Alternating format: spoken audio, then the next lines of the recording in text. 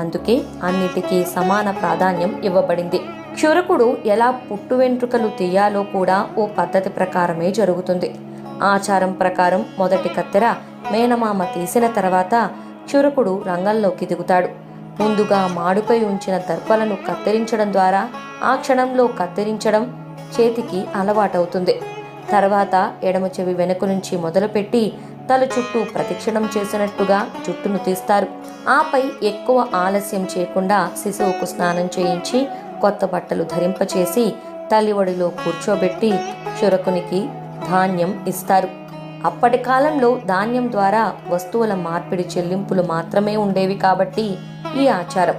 ఆపై శిశువు చేత అందరికీ నమస్కరింపచేసి ఈ తంతు నిర్వహించిన పురోహితునికి దక్షిణ తాంబూలాదులను ఇచ్చి ఆశీర్వాదాన్ని ఇప్పిస్తారు. ఆపై బిడ్డకు హారతివ్వటంతో పుట్టు వెంట్రుకలు తీసే